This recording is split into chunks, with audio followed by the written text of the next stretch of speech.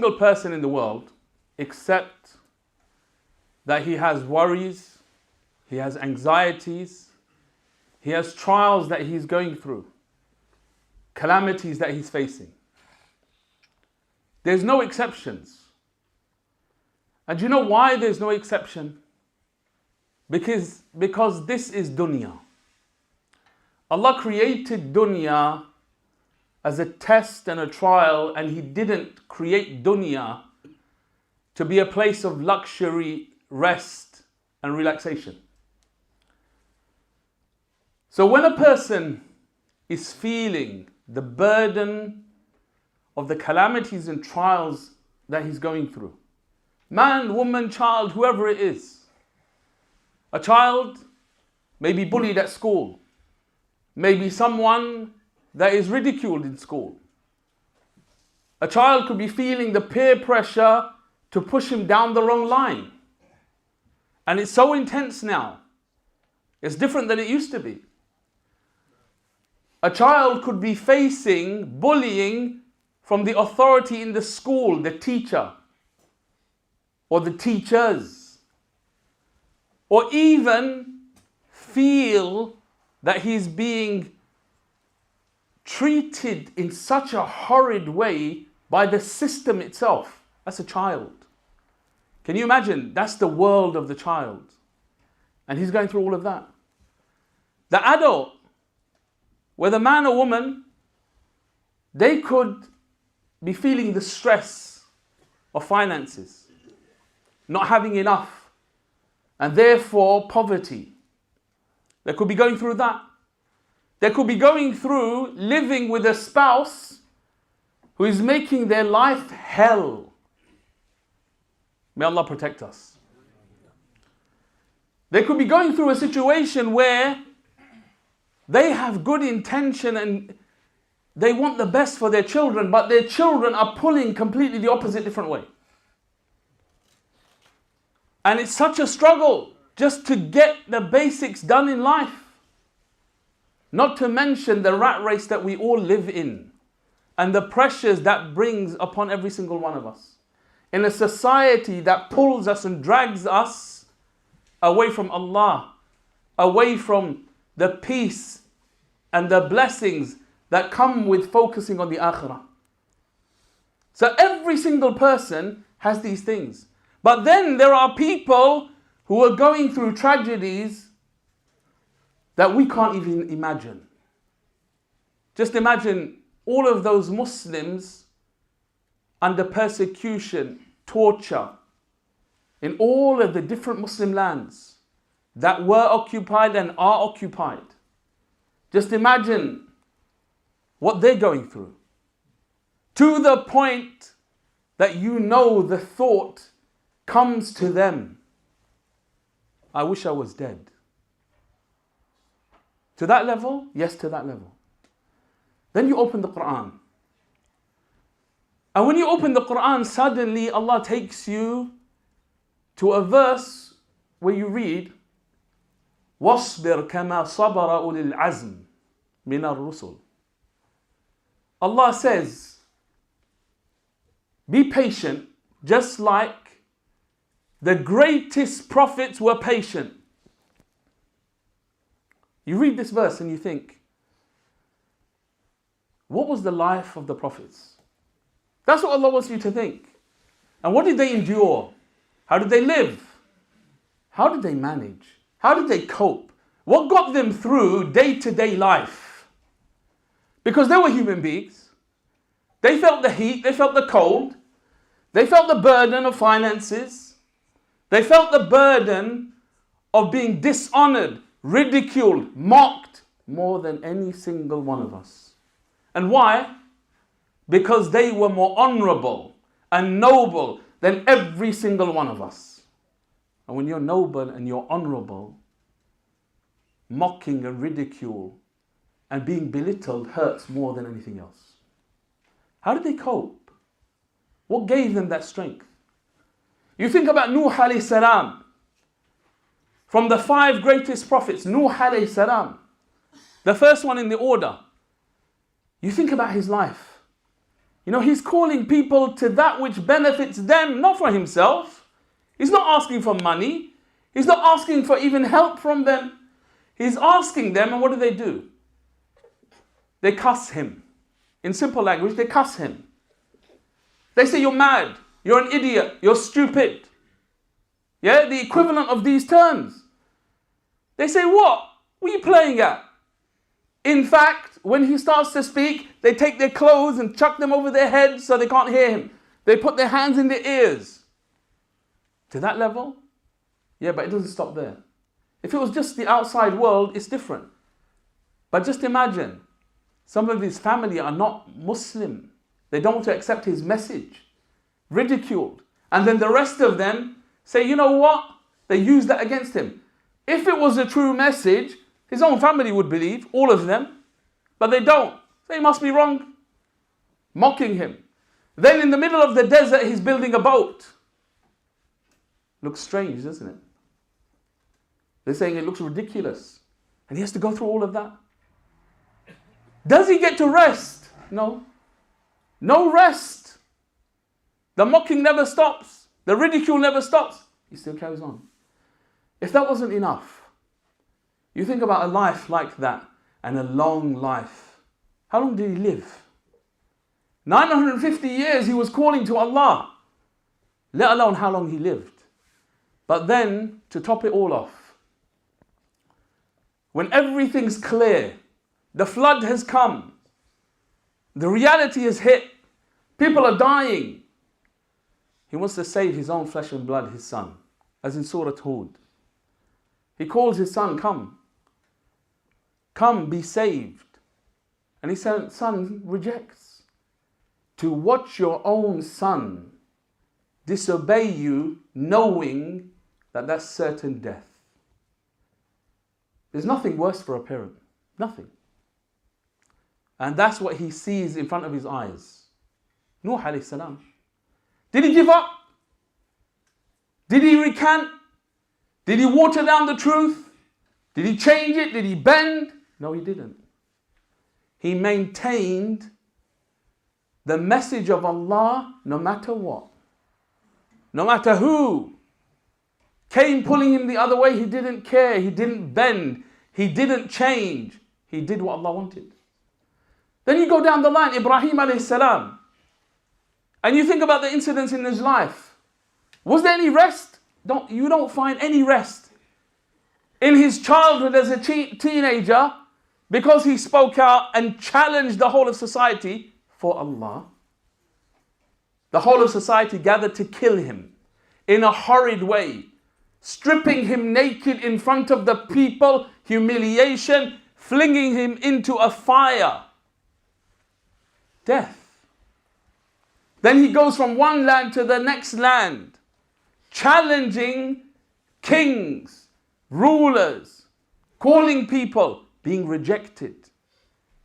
No stable home because of his deen. Exile, place to place, moving. When he has a family, he's told to leave them. Leave them. Leave them to who? To Allah. And he does it. He submits. We go away from our family for a day or two and our hearts can't take it and we come running. And we can't wait to come. In fact, we're not even that far away anymore because on the phone, we can WhatsApp call or some other app and we see them at least and we talk to them. We know exactly what's going on. We're content. He didn't have any of that. Did he recant? Did he give up? No, he didn't. You look at the next one down in the line, Musa alayhi salam. How was he treated? A people that he came to take them to Jannah. They abuse him. They don't want to listen to him. Miracle after miracle, they turn away. He has to put up with them. He has to put up with them. Knowing full well that they killed prophets before him, they could turn on him and kill him at any moment. They've done it so many times before. Does he give up? No, he doesn't. Does he deserve the blessings of Allah? Yes. And look at his life. He's told to enter the blessed land. A goal. He wants it so much. And yet because of his people, he is deprived of it. Does he give up? No, he doesn't. He doesn't get to enter the blessed land. And he's buried close to it. A stone's throw away. And that's his life. Then you go down the line. Isa alayhi salam. The same thing. To the extent they come to kill him. Allah saves him from being killed. But how did he live? You imagine. And for us living in this time, and especially for those of you going through financial difficulty and poverty, you know, Isa alayhi salam didn't live in a house. He didn't have 3 meals a day. He didn't have any of those luxuries that they call having a stable life. That's not his life at all. The shade of a tree is his home. The bare minimum just to survive, being always hungry, that's his life. If you want to see living on the minimum, look at the life of Isa alayhi salam. Then you come to the pinnacle, Muhammad sallallahu alayhi wasallam. And then you can speak and go on for days. But look at the Prophet sallallahu alayhi wasallam. When he said, أَشَدُّ النَّاسِ بَلَاءً الْأَنْبِيَاءُ ثُمَّ الْأَمْثَلَ فَالْأَمْثَلِ. Where the Prophet sallallahu alayhi wasallam tells us the people who are going to be tried the most are the prophets and then those who are most like them. The Prophet sallallahu alayhi wasallam, the whole world comes against him. Al-Ahzab. They surround Medina. Such that the companions are so scared when the Prophet ﷺ, that they'll give their life for. They don't care about anything other than him sallallahu alaihi wasallam. But the fear is so intense that when he says, who's going to go to the enemy lines and bring us back some information? No one moves. No one speaks. No one volunteers. No one. The intensity is so much that the hearts are in the throats at that moment. The world came against him. The world. An army the like of which had never been seen. Did he give up? Did he even despair or become so distressed that he can't do anything? Depressed, they call it? No, he didn't. In fact, it was completely the opposite. Those of us who have lost loved ones, did the Prophet ﷺ not see every one of his children, boys, die in front of his eyes? Yes, he did. And his daughters. He sees them all pass away. He loses all his children. He loses them all. Think of anything in the dunya. Forget about wealth. Wealth is the minor one. Think about his body. You remember Yunus alayhi salam? And how much he suffered in his illness. The Prophet ﷺ, in the illness before his death, was suffering a way that none of us can imagine. And then you take it to the highest level, when the swords were coming at the Prophet ﷺ in Uhud. He could have been killed in the moment. And that's the most difficult, to face death in your face and not bend and maintain. That's the pinnacle of sabr. How do we know that? When you look in the Qur'an and you open Surah Al-Baqarah and you open the verse لَيْسَ الْبِرُّ, you find Allah mentions these 3 things to teach us about life and how to develop patience. وَالصَّابِرِينَ فِي الْبَأْسَاءِ وَالضَّرَّاءِ. And what's the last one? وَحِينَ الْبَأْسِ أُولَٰئِكَ الَّذِينَ صَدَقُوا. They are the truthful ones. They are the Siddiqeen. And they are the Muttaqoon. What does it mean? Allah's going to test us in our wealth. Allah wants us to be tested in our wealth. Allah's going to restrict our provisions. And He wants that for us because it's good for us. And He's going to test us in our bodies of ailments and weakness. And then He's also going to test us by facing death. And He might even test us by putting the enemy in front of our faces wanting to kill us. He may. Allah warns us, that's what's going to happen. That's what's going to happen. Because this is life. It's not here to relax. So when you think, what got the prophets through all of that? What gets people through that? And what makes it so difficult for us to live our daily lives and maintain our Islam? Even maintaining it just by a thread. What's the difference? When I was thinking about this, it became very clear when you look at the hadith of the Prophet ﷺ. Very clear. Did the Prophet ﷺ and any of the prophets live for this dunya? Did they live for ease and relaxation in this world? Did they live for the small things that we live for in our lives? Their lives weren't about where's the next meal. Their lives were not about, my child has to be nice to me and respect me. Their lives were not about having a big house and having a big car and having all the gadgets.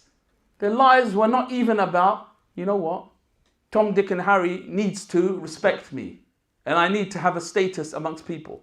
Forget having fans and being liked by people. That wasn't their life. That wasn't their life. What did they have that was bigger than everything? They had Allah. They had the akhirah. The only thing they cared about was the akhirah. And look what the Prophet ﷺ told us.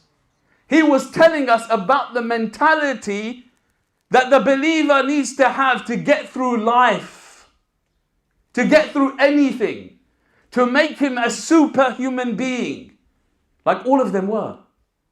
When he said, sallallahu alayhi wa sallam, in the hadith of At-Tirmidhi, Man kanat al-akhirah hammahu, whoever makes his main concern the akhirah, ja'al Allahu ghinahu fi qalbih, Allah will place contentment in his heart. وَجَمَعَ لَهُ شَمْلًا, and Allah will take care of all of his affairs. وَأَتَتْهُ الدُّنْيَا وَهِيَ رَاغِمَةٌ, and the dunya will come to him even though he doesn't chase it. Now, when you live for something that's bigger than the universe and everything in it, how can something actually insignificant take you away? How can it make you lose sight? But when you live for small things, you become small. You become weaker than you actually are. And then any little breath, forget wind, will blow you miles away. That's what happens. The prophets, that's what they lived for. They didn't care about anything except Allah. They lived for something so huge that nothing can turn them away. That's their life. Now, if every one of us was to think, what do I live for? And if we're honest, we're all so attached to the dunya because we've given into it. We've given in. Even though we maintain certain parts of our deen. But when it gets tough, the first thing we bend are the rules of the deen. That's what we do. We justify in our own selves, I'm going to do this. Why? Because I can't take not doing it. I can't take it. Then we look. In our problems, in our issues, our calamities, we're dealing with them and we feel so alone. We feel abandoned by everyone else. We feel weak. We feel humiliated even. But I want you to think, what's the mindset that Allah tells us to have? And just think, when He talks about it, He says, وَبَشِّرِ الصَّابِرِينَ. And He says, جَلَّ وَعَزٍّ إِنَّ اللَّهَ مَعَ الصَّابِرِينَ. And He says, جَلَّ وَعَزٍّ وَاللَّهُ يُحِبُّ الصَّابِرِينَ. Just think of that, about those verses for a moment. When you go to someone who's suffering, you don't actually say to them, rejoice, be happy, receive glad tidings. It's not normal. People think you're mad. But actually, in afflictions, after saying, we're going to test you this way, that way, and the other way, and every way you can imagine, Allah says, وَبَشِّرِ الصَّابِرِينَ. Tell them to be happy. Oh believers, be happy when you're being tested. You know why? Very simple. That test, that intensity means Allah loves you. That intensity means Allah is with you.